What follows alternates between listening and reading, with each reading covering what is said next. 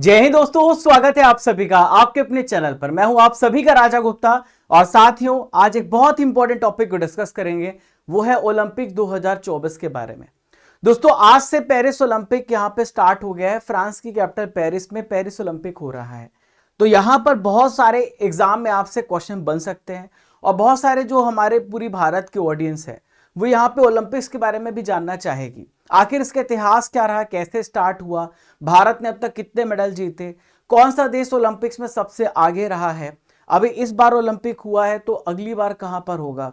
तो पूरी A to Z मैं आपको जानकारी देने वाला हूं। सबसे पहले मैं आपको पूरी थ्योरी पढ़ाऊंगा, फिर लास्ट में इंपॉर्टेंट MCQ भी कराऊंगा। तो आप पहले थ्योरी पढ़ लीजिए, फिर लास्ट में हम MCQ भी करेंगे। तो बहुत ध्यान सुनिएगा ताकि आपका कोई भी लेक्चर यहाँ पे डिस्टर्ब ना हो। आपको PDF हमारी एप्लीकेशन पर मिल जाएगी। पहले आप ध्यान से सुनिए, फिर आप PDF को डाउनलोड कर लीजिएगा, नोट करते जाइए। सबसे विशेष बात है साथियों की जो क्लास है आपको हिंदी इंग्लिश दोनों मीडियम में मिलता है, दोनों कंटेंट आपको प्रोवाइड किया जाता है और थ्योरी प्लस MCQ दोनों यहां पर हम पढ़ रहे हैं। तो आइए फ्रेंड्स, बिना किसी देरी के आज के सेशन का आगाज करते हैं। Very very important point, very very important GK question, बहुत सारे क्वेश्चन बन सकते हैं। बहुत ध्यान सुनना, बहुत इंपॉर्टेंट लेक्चर है, ठीक है। तो आइए स्टार्ट करते हैं। सबसे पहला सवाल तो आपसे पूछा जा सकता है कि इस बार जो पेरिस ओलंपिक हो रहा है ये कौन सा एडिशन हो रहा है। तो आपको याद रखना इस बार इसका 33 नंबर का एडिशन हो रहा है। अब आपके मन में सवाल हो रहा होगा कि 32 नंबर का एडिशन कब हुआ था। तो 32 नंबर का एडिशन जो हुआ है पिछली लास्ट, वो टोक्यो ओलंपिक्स था जो कि जापान में हुआ, ठीक है। आपको याद रखना 32वां हुआ था, ठीक है। 2020 में होना था लेकिन कोविड की वजह से एक साल डिले होगा, 2021 में हुआ। आप देखिए अभी 33 नंबर का पेरिस में हो रहा है, 34 नंबर का हर 4 साल में ऑर्गेनाइज किया जाता है। ये 2020 की बात है, ठीक है। और 2024 में अभी हो रहा है। 2028 में कहां पर होगा तो यूएसए में होगा। कहां पर होगा? यूएसए के लॉस एंजलिस में होगा। 2032 में कहां पर होगा तो आप ये भी लिख लीजिएगा, ऑस्ट्रेलिया में ऑर्गेनाइज होगा, ब्रिस्बेन में, ठीक है। और 2036 में एक्सपेक्टेड है कि हो सकता है भारत में हो, अब इसकी डिक्लेरेशन नहीं हुई है। अब दोस्तों आज से इसका आयोजन हो रहा है 26 जुलाई से, तो ये 11 अगस्त तक चलेगा, 11 अगस्त तक चलेगा। क्लियर है दोस्तों। अब यहां पे हम जानते हैं पूरे इतिहास के बारे में।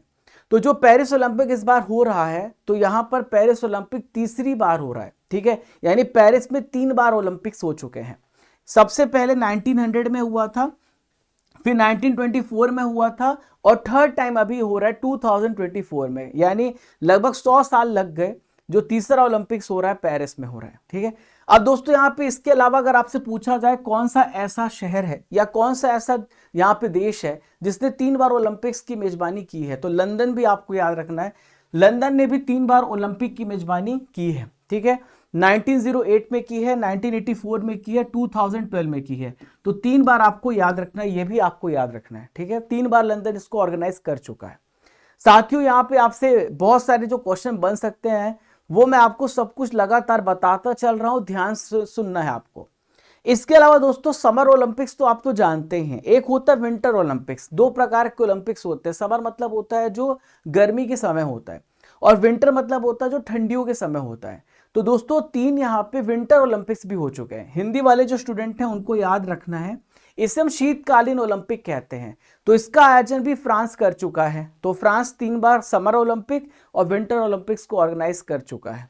1924 में शैमोनिक्स और 1968 में ग्रेनोबल और 1992 में यहाँ पे अल्बर्ट विले 3 बार यहाँ पे विंटर ओलंपिक्स को ऑर्गेनाइज कर चुका है फ्रांस। ये मैं आपको जगह बता रहा हूं जहां जहां पर विंटर ओलंपिक्स हुए थे, शीतकालीन ओलंपिक हुए थे। अभी देखिए इस बार का जो ओलंपिक्स है लगभग इसमें 10,000 एथलीट पार्टिसिपेट कर रहे हैं।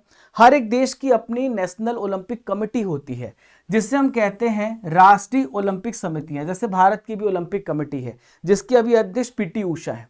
तो फ्रेंड्स यहाँ पे वो जिम्मेदार होती हैं, वह यहाँ पर कौन सा खिलाड़ी पार्टिसिपेट करेगा और सब कुछ का रेगुलेट करना, ठीक है। तो यहाँ पे 10,000 एथलीट लगभग आपको देखने को मिलेंगे जो आज से ओलंपिक स्टार्ट हो रहा है। अब दोस्तों सबसे ज्यादा इंपॉर्टेंट क्वेश्चन जो आपसे पूछा जाएगा और आपको जानकारी भी होनी चाहिए कि इस बार आपको 4 नए स्पोर्ट्स देखने को मिलेंगे और 2028 में आपको क्रिकेट भी देखने को मिलेगा T20 फॉर्मेट में। तो 2024 में 4 नए खेल शामिल किए गए हैं। ये है ब्रेकिंग, सर्फिंग, स्पोर्ट क्लाइंबिंग और स्केटबोर्डिंग। मैं आपको पूरा इमेज में दिखाऊंगा। आप यहां पर देख पा रहे हैं, ये कहलाता है ब्रेकिंग, ठीक है। ये आप देखिए, ये है क्लाइंबिंग, ठीक है। ये है स्केटिंग और यहां पर ये सर्फिंग। तो आपने तो यहां पर इमेज के माध्यम से हमने लेक्चर को ऐसा बनाया है ताकि आपको कहीं भी ऐसा ना लगे आपका दिमाग इधर उधर भटके ना, बहुत अच्छे से आप एक एक चीज को रिलेट कर पाए और आपके दिमाग में क्लास में ही याद हो जाए, ठीक है। अब साथियों यहां पर आपको यह भी मैं बता दूं कि इसका जो आधिकारिक नारा है, ऑफिशियल स्लोगन क्या है, पूछा जा सकता है। तो गेम्स वाइड ओपन इसका ऑफिशियल यहाँ पे स्लोगन है। अगर आपसे पूछा जाए इसकी जो यहाँ पर म्यूजिक थीम है वो क्या है, तो म्यूजिक थीम है परेड। म्यूजिक थीम क्या है फ्रेंड्स, परेड इसकी म्यूजिक थीम है, आधिकारिक संगीत है। दोस्तों इसका आदर्श वाक्य आपसे पूछा जा सकता है, मोटो क्या है, तो United bye emotion. Hindi English दोनों मीडियम के छात्र यही पढ़ेंगे, यूनाइटेड बाय इमोशन, ठीक है।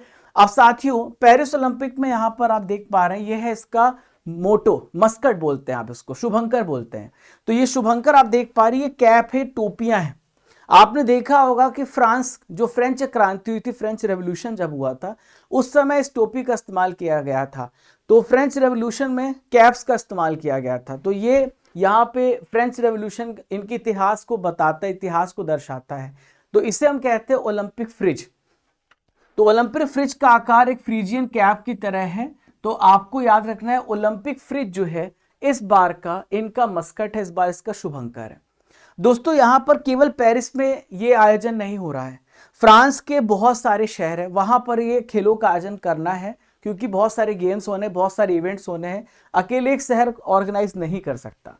तो यहाँ पे पेरिस के अलावा और कौन कौन से यहाँ पे जगह हैं, 16 अलग अलग जगह हैं, उनमें डिटेल में जाने की जरूरत नहीं है, बस आपको एक जनरल ओवरव्यू में आपको दे रहा हूँ, ठीक है। दोस्तों यहाँ पर आप देख पा रहे हैं एफिल टावर, जो काफी फेमस है, आपको पता है। हाल ही में अगर आप एफिल टावर जाना चाहते हैं तो भारत ने अभी यहाँ पे करार भी किया है, भारत का यूपीआई यहाँ पे एक्सेप्टेड है। अगर आप टिकट की बुकिंग करेंगे तो यूपीआई से आप पेमेंट कर सकते हैं और आप यहाँ का टिकट भी ले सकते हैं, ठीक है। तो दोस्तों यहाँ पर जो मेडल दिए जाएंगे, एक विशेष बात है, जो यहाँ पर एफिल टावर आप देख पा रहे हैं तो इसके लोहे के टुकड़े का इस्तेमाल यहाँ पर किया जा रहा है। तो जो मेडल बनाए जा रहे हैं उसमें लोहे का टुकड़ा भी शामिल किया गया है। तो पेरिस ओलंपिक के लिए तैयार किया गया एफिल टावर के लोहे का टुकड़ा यहाँ पे लगाया गया है, ठीक है। आप यहाँ पर देख पा रहे हो गोल्ड, ब्रॉन्ज और सिल्वर, यहाँ पर आप वो सारे तीनों मेडल देख पा रहे हो जहां पर एफिल टावर के आयरन का इस्तेमाल किया गया है। तो एफिल टावर के टुकड़े का जो वजन है 18 ग्राम है, कितना है, 18 ग्राम है, ठीक है। तो यहाँ पर 5084 मेडल, 5084 मेडल यहाँ पे जितने भी विनर्स होंगे उनको डिस्ट्रीब्यूट किए जाएंगे और उनमें आपको यहाँ पर एफिल टावर के टुकड़े देखने को मिलेंगे। अब आइए एक एक करके सबको जानते हैं कि गोल्ड मेडल में कितना यहाँ पर गोल्ड होता है, सिल्वर मेडल में क्या होता है और ब्रॉन्ज मेडल में क्या होता है। सबसे पहले बात करते हैं दोस्तों गोल्ड मेडल। आप यहाँ पर बहुत अच्छे से देख लीजिए, सबसे अच्छे समझ लीजिए, ये गोल्ड मेडल है, यहाँ पे बीच में पेरिस 2024 लिखा हुआ है। तो जो यहाँ पे विनर होगा, गोल्ड मेडलिस्ट होगा, उससे मिलेगा। तो गोल्ड मेडल का जो वेट है वो 529 ग्राम है, ठीक है। सिल्वर मेडल का वेट 525 ग्राम है, ब्रॉन्ज मेडल का वेट 455 ग्राम है, क्लियर है। तो जो गोल्ड मेडल, आपको लगता होगा कि गोल्ड मेडल पूरा गोल्ड का बना है, नहीं, ऐसा नहीं हो सकता, क्योंकि गोल्ड कितना महंगा है। तो गोल्ड जो है इसमें 92.5% आपको सिल्वर देखने को मिलेगा और गोल्ड सिर्फ इसमें 6 ग्राम होता है। कितने ग्राम होता है, 6 ग्राम होता है। अभी एक गोल्ड का जो अभी यहाँ पर 1 ग्राम का जो कीमत चल रही है लगभग 75,000 से 80,000 के बीच में चल रही है। तो यहाँ पर 6 ग्राम यहाँ पर आपको गोल्ड देखने को मिलेगा जब आपको गोल्ड मेडल मिलेगा। ऐसे ही जब जो सिल्वर मेडल होता है उसमें 92.5% जो होती सिल्वर होती है और ब्रॉन्ज मेडल में 97% आपको कॉपर देखने को मिलता है। तो ये तो थी, मैंने आपको मेडल की पूरी खासियत बता दी कि मेडल में आपको क्या क्या देखने को मिलेगा, ठीक है। अब साथियों यहाँ पे मैं आपको इसकी कीमत बता देता हूँ, क्या क्या इसकी कीमत है। तो जो गोल्ड मेडल है वो सबसे महंगा है और इसकी कीमत है 63,357 रुपीज, ठीक है। 6 ग्राम इसमें सोना है। $758 यहाँ पर आप देखिए मेडल की कीमत जो है करीब $758 है। तो 10 ग्राम सोने की कीमत मैंने आपको पूरा बताया था और मार्केट में फ्लक्चुएट होती रहती है, आप बस ये याद रखना, ठीक है। अब दोस्तों सिल्वर मेडल की कीमत $250 है, जो लगभग कितनी है, 20,890 रुपए के करीब है। और जो ब्रॉन्ज मेडल है दोस्तों $5 है, जिसकी कीमत केवल 417 रुपए है। दोस्तों ऐसा यहाँ पे पहली बार आयोजन हो रहा है 26 जुलाई 2024 को। आज सिंध नदी बहुत इंपॉर्टेंट रिवर है, जो पेरिस है वो सिंध नदी के किनारे यहाँ पर बसा हुआ है।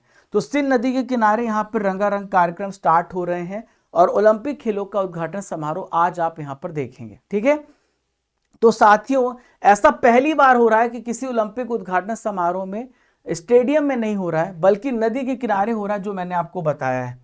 आप यहाँ पर देख सकते हो, ये सिंध नदी बीच में देख पा रहे हो ये, और ये नदी के किनारे इसका आयोजन किया जा रहा है। यहाँ पर किनारे आप देख सकते हैं, यहाँ बीच में ब्रिजेस भी बनाए गए हैं, यहीं पे लोग इसको आयोजित करेंगे। अब दोस्तों इसका समापन समारोह कहाँ पर होगा, यानी कहाँ पर एंडिंग सेरेमनी होगी, तो ये है जगह स्टेड डी फ्रांस स्टेडियम। तो स्टेडियम का नाम है स्टेड डी फ्रांस स्टेडियम, यहाँ स्टेड डी आपको नाम रखना है। तो फ्रांस स्टेडियम में यहाँ पर इसका समापन समारोह होगा। दोस्तों आपने बहुत कुछ जाना, अब आइए थोड़ा सा और भी डीप में चलते हैं। अब ये समझते हैं कि ओलंपिक खेल क्या है। देखिए ओलंपिक खेलों का मतलब महाकुंभ आप कह सकते हैं। ठीक है, हर 4 साल में ये महाकुंभ होता है। ठीक है, जैसे 12 साल में हमारे कुंभ का मेला लगता है, यहाँ पे 4 साल में एक महाकुंभ होता है।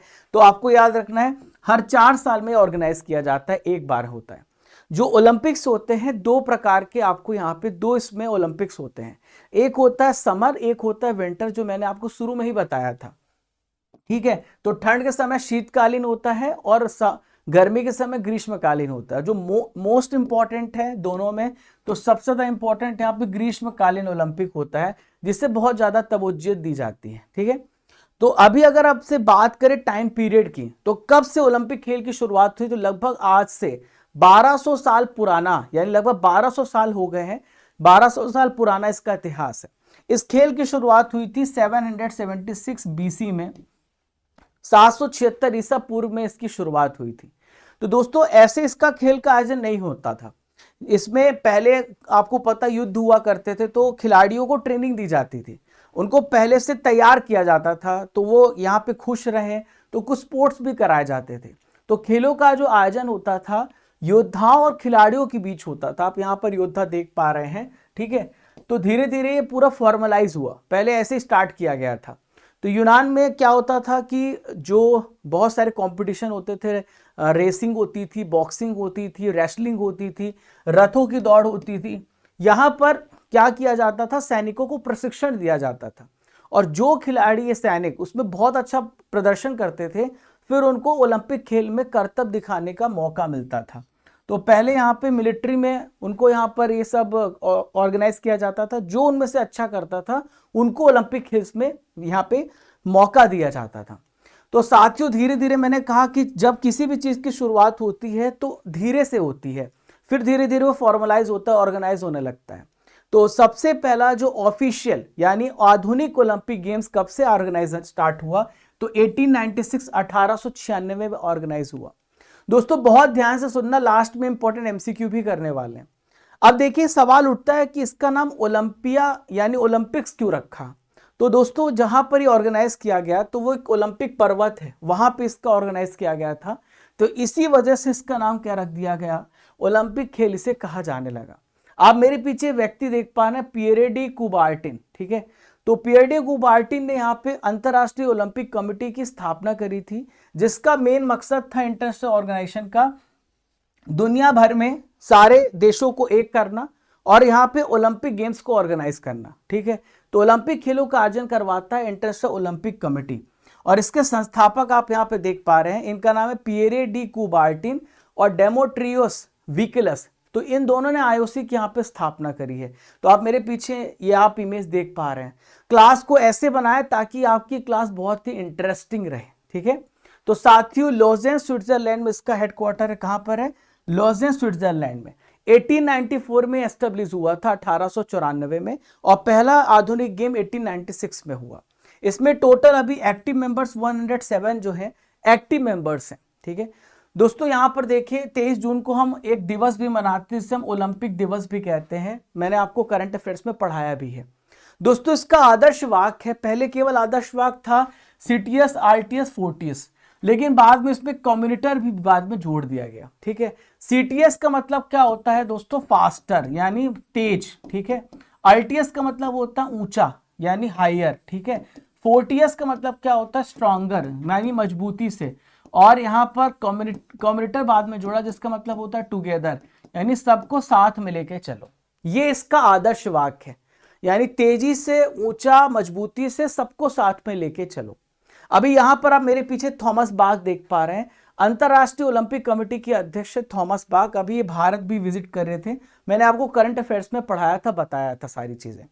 दोस्तों इस क्लास की जो पीडीएफ है आपको कहां पे मिलेगी, आप पढ़ते तो जा रहे हो, आप सोच रहे हो सर इसकी पीडीएफ भी मिल जाए तो बहुत अच्छी बात है। तो इसकी पीडीएफ हमारे स्टडी कर एप्लीकेशन पर मिल जाएगी। आप स्टडी कर एप्लीकेशन डाउनलोड करना, आप यहाँ पे ई बुक सेक्शन में जब आप जाओगे तो यहां पर आपको पीडीएफ मिलेगी, यहां पर दिखा टॉपिक वाइज पीडीएफ। इसके अलावा monthly current affairs Hindi English medium में पीडीएफ, मैराथन क्लास, ईयरली और half yearly PDF, GK GS के हिंदी मीडियम में सारी बुक्स आपको यहाँ पे मिलती हैं, ठीक है। यहाँ पे टेस्ट पास है, 3000 प्लस टेस्ट आप यहाँ पे एनरोल कर सकते हो। टेस्ट सीरीज है यहाँ पे, हर मंथ की मॉक टेस्ट डे और टेस्ट यहाँ पर है। डेली करंट अफेयर्स की पीडीएफ भी आपको यहाँ पे मिलती है। आगे लेक्चर को कंटिन्यू करते हैं, समझते हैं।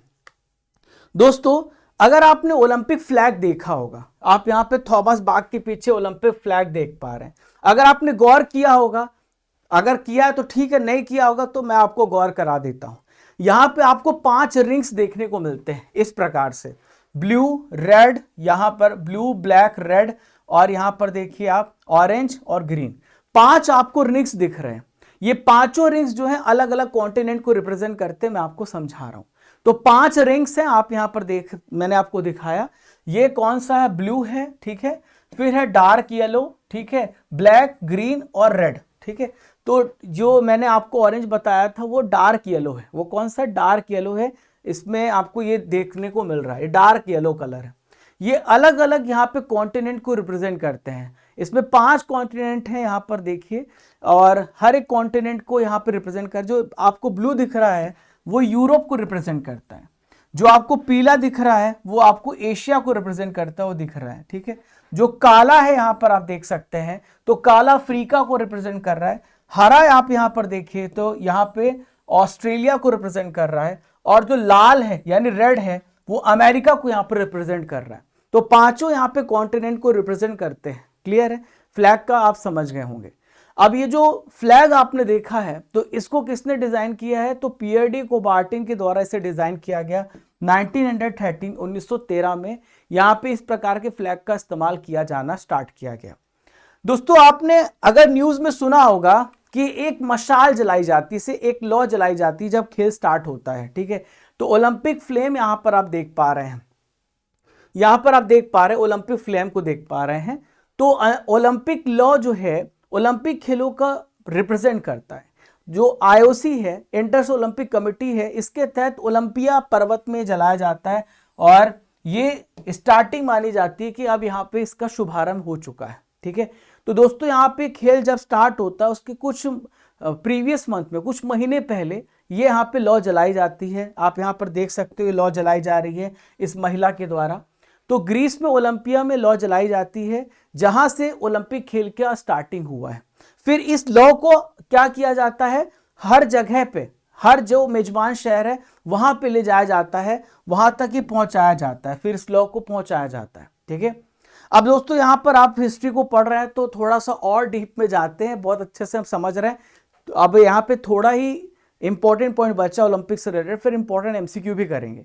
तो जो आपका ग्रीष्मकालीन खेल है, जो समर ओलंपिक गेम्स है, वो गर्मियों में होता है, मैंने आपको बताया। और इसकी स्टार्टिंग कब से हुई, 1896 में हुई है। अभी मैं आपको विंटर ओलंपिक्स के बारे में भी बताऊंगा, ठीक है। दोस्तों यहाँ पर आपको ध्यान देने वाली बात है, जब सेकेंड वर्ल्ड वॉर चल रहा था 1939 से 1945 तक दूसरा युद्ध चला है, तो उस समय कोई खेल ऑर्गेनाइज नहीं किए गए।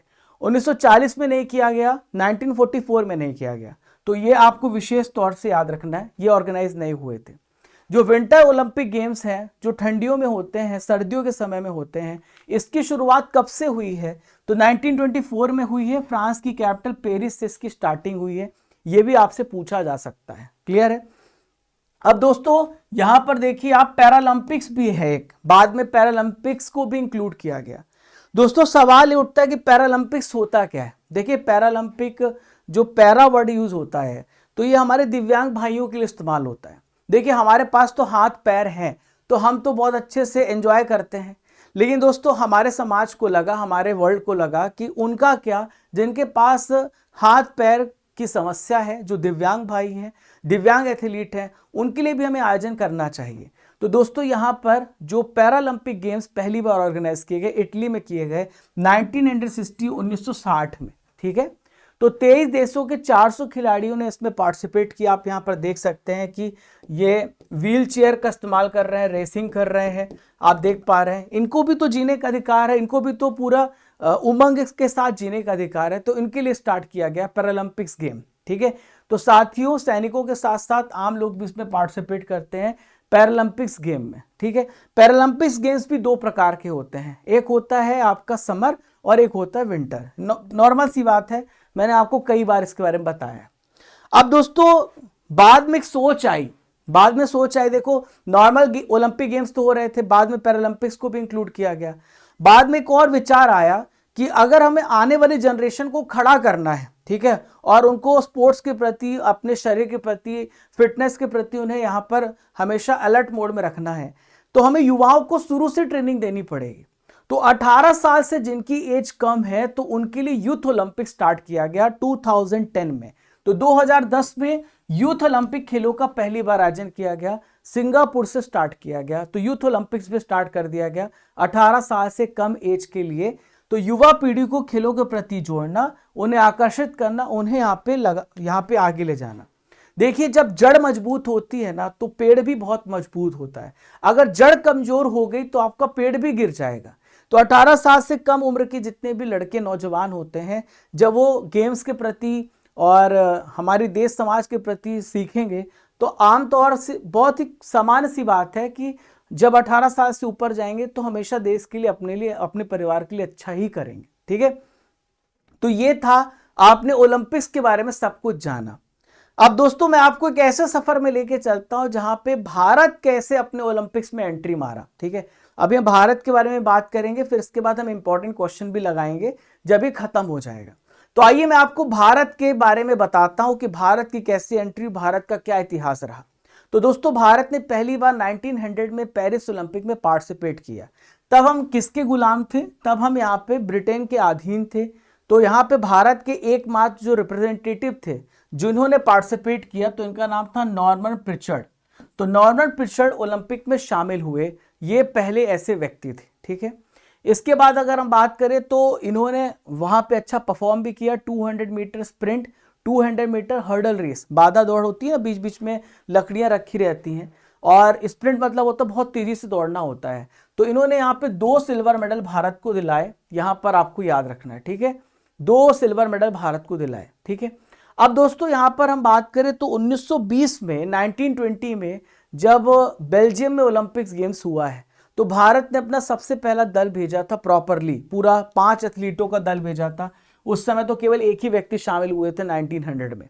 और 1924 में भारत ने पेरिस ओलंपिक में टेनिस में अपना डेब्यू किया था। टेनिस में भारत ने पार्टिसिपेट करना स्टार्ट कर दिया। जब 1928 की बात आती है, जो कि नीदरलैंड एम्स्टरडैम में हुआ था, भारत ने यहां पर, आखिर आप लोग पूछते ना कि भारत का राष्ट्रीय गेम हॉकी क्यों है, तो अब आपको समझ में आ जाएगा, क्योंकि भारत इसमें बहुत मेडल जीते हैं। तो भारतीय हॉकी टीम ने अपना पहला दल यहां पर भेजा था, और ओलंपिक में भारत ने यहां पे गोल्ड मेडल जीता। इतनी बढ़िया भारत की जो हॉकी टीम थी, आप यहां पर देख सकते हैं। तो इन्होंने गोल्ड मेडल 1928 में जीता। फिर तो गोल्ड मेडल की झड़ी सी लग गई। तो टोटल 8 गोल्ड मेडल भारत ने अब तक जीते हैं। 1928, 32, 36, 48, 52, 56, 64, 90, 80, लगभग आप देखेंगे तो हर 4 साल में जो ऑर्गेनाइज हो रहा था, भारतीय हॉकी टीम हर बार सफल हो रही थी, और भारत ने यहाँ पे टोटल 8 गोल्ड मेडल जीते हैं, ठीक है। किस में जीते हैं? हॉकी में जीते हैं। दोस्तों यहाँ पे हम बात करते हैं 1948 की। अब दोस्तों 1948 में बहुत बड़ा परिवर्तन आता है। देखिए 1947 में भारत देश आजाद हो गया, ब्रिटेन के अधीन था, ब्रिटेन के कब्जे में था। तो जो भी चीजें होती थी ब्रिटेन के हिसाब से होती थी। लेकिन जब भारत यहाँ पे आजाद हुआ, भारत यहाँ पे स्वतंत्र हुआ, तो 1948 में स्वतंत्र राष्ट्र के रूप में, as the independent country, Bharat ने इसमें पार्टिसिपेट किया, भारत ने इसमें हिस्सा लिया। और दोस्तों यहाँ पर उसके बाद का क्या सफर रहा, थोड़ा भारत का सफर धीमा सा हो गया। और लिएंडर पेस की बस मैं बात करता हूं तो लिएंडर पेस ने भारत को यहाँ पे इंडिविजुअल कैटेगरी में टेनिस में भारत को यहाँ पे कांस्य पदक दिलाया, भारत को ब्रॉन्ज मेडल दिलाया। एटलांटा अमेरिका में हुआ था ओलंपिक गेम्स, ठीक है। इसके बाद दोस्तों यहाँ पे 2000 में यहाँ पर आपने नाम सुना होगा कई बार, कर्णम मल्लेश्वरी, कर्णम मल्लेश्वरी। तो मेरे पीछे आप कर्णम मल्लेश्वरी देख पा रहे हैं। इन्होंने इतिहास रचा 2000 में ऑस्ट्रेलिया में वेट लिफ्टिंग में।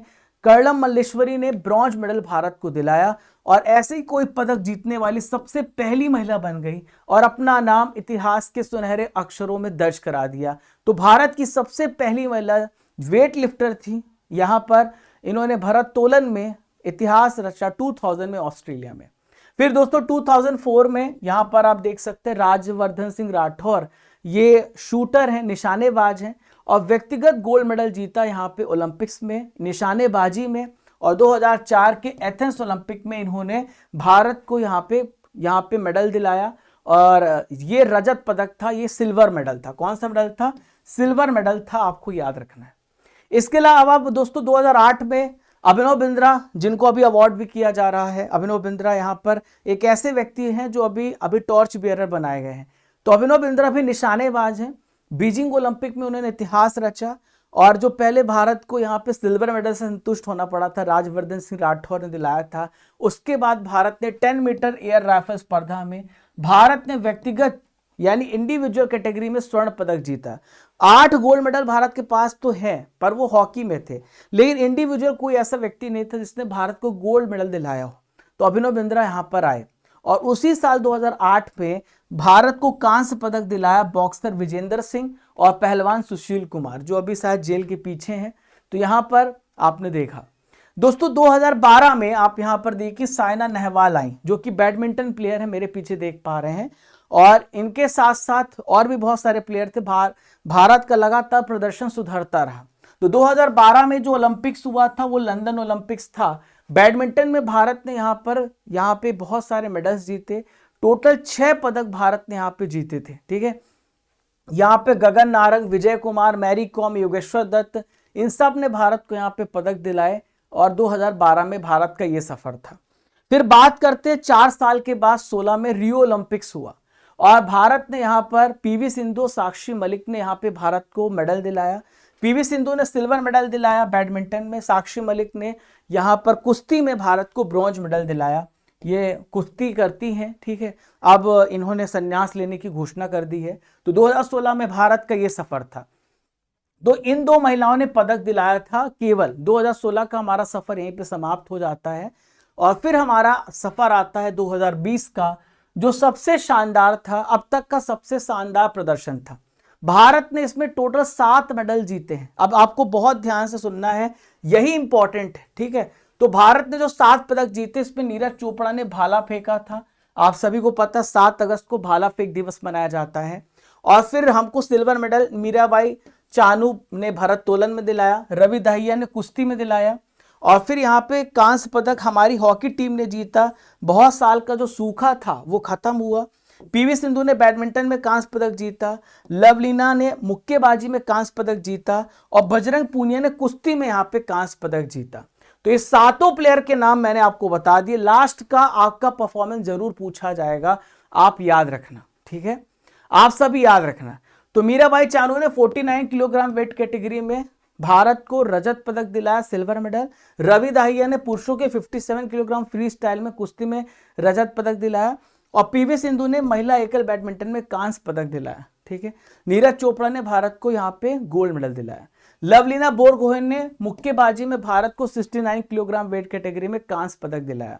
बजरंग पूनिया ने पुरुषों की 65 किलोग्राम फ्री स्टाइल कुश्ती में भारत को कांस्य पदक दिलाया। और यहाँ पर आप देखिए ये 2020 का मतलब पूरा कंप्लीट वीडियो मैंने बनाया है आपके लिए, मजा आ जाएगा आपको। आपने लगभग सारी जानकारी तो जान ली, इससे बाहर क्वेश्चन आपका जाना नहीं है। अब दोस्तों यहाँ पर मेरे पीछे अब गगन नारंग को देख पा रहे हैं। 2012 में इनके जो मेडल इन्होंने जीता था, हमने यहाँ पे चर्चा भी की थी। अभी इनको यहाँ पर अपॉइंट किया गया है ग्रीष्मकालीन ओलंपिक के लिए भारतीय टीम का शेफ डी मिशन यहाँ पे अपॉइंट किया है। 2012 में इन्होंने कांस्य पदक जीता था गगन नारंग, निशानेबाज है गगन नारंग, ठीक है। और इनको यहाँ पे क्या अपॉइंट किया गया, शेफ डी मिशन, आपको याद रखना क्या नाम अपॉइंट किया, शेफ डी मिशन, ठीक है। अभी इस बार का। अब देखिए यहां पर हम देख रहे हैं शरद कमल अचंत, तो ये टेबल टेनिस खिलाड़ी, इनको मेजर ध्यानचंद खेल रत्न पुरस्कार मिल चुका है 2023 का। 2024 का सात्विक साईराज रंकी रेड्डी और चिराग शेट्टी की जोड़ी को मिला है। तो दोस्तों यहाँ पर टेबल टेनिस खिलाड़ी हैं, और पीवी सिंधु, दोनों को यहाँ पे फ्लैग बियरर बनाया गया है, ये ध्वजवाहक है, ठीक है। जब अभी सेरेमनी आज स्टार्ट होगी तो आप देखेंगे तो ये लीड करेंगे आगे से, भारत का फ्लैग लेकर के आगे बढ़ेंगे, ठीक है, ओके।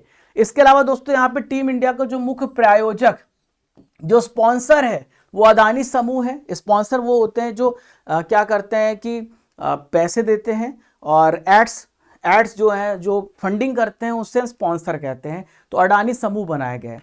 इसके अलावा बीपीसीएल भी यहाँ पे प्रधान प्रायोजक बनाए गए हैं, भारतीय ओलंपिक संघ का, BPCL Bharat petroleum corporation limited, ठीक है। तो साथ ही यहाँ पे यस बैंक के बारे में आप जान लीजिएगा, यस बैंक को भी साझेदार बनाया गया है। यस बैंक जो है ऑफिशियल बैंकिंग यानी बैंकिंग भागीदार है, ठीक है।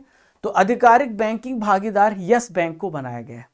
तो साथियों आपको मैंने पूरा कंप्लीट नॉलेज दे दिया, आपको ओलंपिक्स के बारे में पूरी डिटेल्स आपने जान ली। बस एक लास्ट पॉइंट आपका बचता है नीरज चोपड़ा के बारे में। तो नीरज चोपड़ा यहाँ पे 28 सदस्यीय जो भारतीय ट्रैक फील्ड के दल का नेतृत्व करेंगे।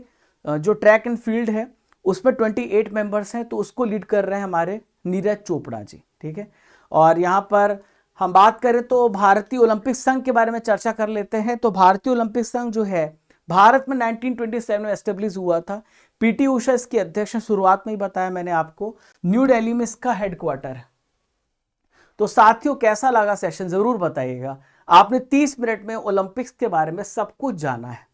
अब प्यारे साथियों यहां पर मैं आपको जो है इंपॉर्टेंट क्वेश्चन कराने वाला हूं, आपका टेस्ट लेने वाला हूं, आपका रिवीजन भी होगा। इसके अलावा एक और वीडियो आएगा बाद में जिसमें केवल आपके 100 इंपॉर्टेंट क्वेश्चंस होंगे ओलंपिक्स से रिलेटेड। तो अभी तो थ्योरी मैंने पूरी आपको पढ़ा दी है। अब आइए देखते हैं आप कितने सही कर पाते हैं। 2024 में ग्रीष्मकालीन ओलंपिक का आयोजन कहां पर किया जाएगा पूछा जा रहा है। तो कहां पर किया जाएगा, पेरिस फ्रांस में इसका आयोजन हो रहा है। जल्दी जल्दी कमेंट बॉक्स पे आंसर देते चलिए, हर बच्चे को कमेंट बॉक्स पे आंसर देना है। 1900 और 1924 में ग्रीष्मकालीन ओलंपिक की मेजबानी कौन सा शहर कर चुका है, इसका मैं आंसर आपसे चाहूंगा कि आप इसका आंसर कमेंट बॉक्स पे दें, ठीक है। ये क्वेश्चन मैं आपके लिए छोड़ रहा हूं। लंदन के बाद 3 बार ओलंपिक की मेजबानी करने वाला शहर कौन सा है। तो लंदन के बाद 3 बार ओलंपिक की मेजबानी पेरिस ने की है, ठीक है। किसने की है, पेरिस ने की है। लंदन ने ग्रीष्मकालीन ओलंपिक की मेजबानी किस वर्ष की थी, अभी आपसे पूछा जा रहा है कब कब की है। तो दोस्तों इन्होंने 1908 में किया था, 1948 में किया था, 2012 में किया था। ऑल ऑफ द अबव इसका सही आंसर होगा। 2024 में ओलंपिक खेलों का कौन सा संस्करण आयोजित किया जा रहा है। तो दोस्तों इस बार इसका 33 एडिशन हो रहा है, 33वां संस्करण हो रहा है। कौन सा, 33वां संस्करण। पेरिस ओलंपिक कब से कब तक आयोजित किया जा रहा है। तो पेरिस ओलंपिक जो है 26 जुलाई आज से स्टार्ट हो रहा है, 11 अगस्त तक चलेगा। पेरिस ओलंपिक का शुभंकर क्या, मस्कट क्या है। तो मैंने आपको बहुत ध्यान से सब कुछ पढ़ाया है, सही आंसर देना। तो दोस्तों ओलंपिक फ्रिज, ये इसका सही आंसर है, फ्रिजियन टोपी। पेरिस ओलंपिक 2024 में कौन कौन से खेल शामिल हुए हैं। तो इसमें कौन कौन से खेल शामिल हुए हैं, ब्रेकिंग है, और यहाँ पर स्पोर्ट क्लाइंबिंग है, स्केटबोर्डिंग है, सर्फिंग लिखा है, ये सर्फिंग होगा। यहाँ पे इसको सही कर लेना, ये सर्फिंग है, ठीक है, सर्फिंग इसका, ठीक है। 2024 में पेरिस ओलंपिक का आदर्श वाक्य क्या है, मोटो क्या है। तो दोस्तों इसका वाक्य है यूनाइटेड बाय इमोशन। क्या है, यूनाइटेड बाय इमोशन, ठीक है। पेरिस ओलंपिक 2024 में भारत का ध्वजवाहक फ्लैग बेयरर किसे बनाया गया है। तो भारत का ध्वजवाहक पीवी सिंधु और शरद कमल अचंत को, दोनों को बनाया गया है। पेरिस ओलंपिक 2024 के लिए भारतीय दल का चीफ डी मिशन किसे यहाँ पे अपॉइंट किया गया है। तो मैंने आपको बताया जो शूटर हैं ये है निशानेबाज गगन नारंग, ठीक है। पेरिस ओलंपिक 2024 का उद्घाटन समारोह किस नदी पर आयोजित किया जाएगा। तो कौन सी नदी दोस्तों, इसका नाम है सिन रिवर। क्या नाम है इसका, सिन रिवर। पेरिस ओलंपिक 2024 का समापन समारोह कहां पर होने वाला है? तो इसका नाम है स्टेड डी फ्रांस स्टेडियम। क्या नाम है? Stade de France stadium. Paris Olympic 2024 में खेलों के दौरान कितने खेल आयोजित किए जाएं? टोटल कितने गेम्स होने वाले हैं? तो टोटल यहां पर गेम्स 32 होंगे, लेकिन उसके बहुत सारे इवेंट्स होने वाले हैं। 32 गेम यहां पे होने वाले हैं। ठीक है। पेरिस ओलंपिक 2024 के खेलों के दौरान कितनी पदक स्पर्धाएं होंगी, कितने यहाँ पे इवेंट्स होंगे, जो मैं आपसे पूछ रहा था। तो टोटल 329 मेडल इवेंट्स होंगे। ठीक है। 329 पदक स्पर्धाएं होंगी। पेरिस 2024 ओलंपिक के खेलों के दौरान एथलेटिक्स में कितने इवेंट आयोजित किए जाएंगे? एथलेटिक्स में कितने इवेंट हो रहे हैं? तो 48 यहाँ पे इवेंट्स हो रहे हैं। 2024 के पेरिस ओलंपिक में कितने राष्ट्रीय ओलंपिक कमेटियां पार्टिसिपेट कर रही हैं? तो 206 यहां पे राष्ट्रीय ओलंपिक कमेटियां पार्टिसिपेट कर रही हैं। पहला आधुनिक ओलंपिक खेल किस स्थान पर आयोजित किया गया था? तो सबसे पहला 776 बीसी आधुनिक 1896 की हम बात कर रहे हैं, तो एथेंस में आयोजित किया गया था 1896 में। ठीक है। भारतीय ओलंपिक संघ की स्थापना कब हुई? तो भारतीय ओलंपिक संघ की स्थापना दोस्तों 1927 में हुई है। पीटी उषा इसकी अध्यक्ष हैं। न्यू दिल्ली में इसका हेडक्वार्टर है। ओलंपिक में 2 मेडल जीतने वाली सबसे पहली भारतीय कौन है? तो ओलंपिक में 2 मेडल जीतने वाली सबसे पहली भारतीय पीवी सिंधु है, बैडमिंटन प्लेयर है। साक्षी मलिक ने रियो ओलंपिक 2016 में भारत को कौन सा मेडल दिलाया था? तो भारत को इन्होंने ब्रॉन्ज मेडल दिलाया था। ठीक है। भारतीय हॉकी टीम ने ओलंपिक में अब तक कितने गोल्ड मेडल जीते हैं? तो इसमें 8 गोल्ड मेडल जीते हैं। रिसेंटली 2021 के ओलंपिक्स में भारत ने ब्रॉन्ज मेडल भी जीता है। भारत ने पहली बार किस साल ओलंपिक में पार्टिसिपेट किया था? तो भारत में 1900 में इंडिविजुअली यहां पर पार्टिसिपेशन स्टार्ट किया था, एक ही व्यक्ति ने पार्टिसिपेट किया था। लिएंडर पेस ने टेनिस में ओलंपिक में किस वर्ष ब्रॉन्ज मेडल जीता है? तो लिएंडर पेस ने भारत को ब्रॉन्ज मेडल कब दिलाया है, यह पूछा जा रहा है आपसे। तो 1996 में भारत को ब्रॉन्ज मेडल दिलाया। साथियों, ये आपके टोटल पूरे क्वेश्चंस हो चुके हैं। एक क्वेश्चन आपके लिए और रहेगा। मैं आपको यहाँ पे पूरी जानकारी देना चाहूंगा जो आपको जानना जरूरी है। दोस्तों, यहाँ पे आपको जितने भी नए छात्र स्टडी कर एप्लीकेशन को डाउनलोड कर लेना। ठीक है। डेली करंट अफेयर्स सेक्शन में जाना, जहाँ पे आपको डेली करंट अफेयर्स की पीडीएफ मिलती है। ई बुक सेक्शन में जब आप जाओगे तो यहाँ पे बहुत सारे इस क्लास की टॉपिक वाइज जो पीडीएफ आपको यहाँ पे मिलेगी। Monthly current affairs Hindi English में आपको यहाँ पे मिलेगा। Marathon class PDF, yearly half yearly PDF, GK GS की हिंदी इंग्लिश मीडियम में आपको ई बुक्स यहाँ पे मिलती हैं। इसके अलावा आप यहाँ पे टेस्ट पास देख रहे हो, यहाँ पे टेस्ट सीरीज देखो, टेस्ट सीरीज देख रहे हो, तो यहाँ पे हर मंथ की test series, monthly current affairs की पूरी टेस्ट आप यहाँ पे ले सकते हैं। और अगर आप मंथ वाइज नहीं करना चाहते तो मॉक टेस्ट लगा सकते हैं। यहाँ पे टेस्ट पास है, टेस्ट पास आप यहाँ पर देख पा रहे हो। तो इसमें 3000 प्लस टेस्ट है। State, PCS, CMAT, all state, UGC, railway, teaching, defence, जितने भी एग्जाम हैं, केवल 39 रुपीज में 3000 प्लस टेस्ट आप यहाँ पे कर सकते हैं। हर मंथ की जून की ई बुक हम यहाँ पे लॉन्च करते हैं। अभी हमने 1 साल की ई बुक लॉन्च की है, हिंदी इंग्लिश दोनों मीडियम में, जुलाई 2023 से जुलाई 2024। आप डाउनलोड कर सकते हैं। ये हमारा टेलीग्राम चैनल है राजा गुप्ता करंट अफेयर्स, ताकि आपको यहाँ पे इंपॉर्टेंट अपडेट्स मिलते रहें। चैनल पर पहली बार है, don't forget to subscribe, like, share and comment. और दोस्तों, ये मेरा इंस्टाग्राम हैंडल है राजा गुप्ता _ऑफिशियल, और ये मेरा व्हाट्सएप चैनल है, आप इसको ज्वाइन कर सकते हैं। सबका लिंक आपको डिस्क्रिप्शन बॉक्स में दिया गया है, कमेंट बॉक्स पे भी पिन कर दिया जाएगा। तो साथियों, कैसा लगा सेशन, कैसी लगी हमारी मेहनत, जरूर बताइएगा कमेंट बॉक्स पर, मैं आपका वेट करूंगा। आपको कैसा सेशन पसंद आया मुझे बताइएगा। मिलते हैं नेक्स्ट इंपॉर्टेंट सेशन के साथ, तब तक के लिए जय हिंद, जय भारत। ऐसे इंपॉर्टेंट टॉपिक्स को हम डिस्कस करते रहेंगे। खुश रहिए, मुस्कुराते रहिए।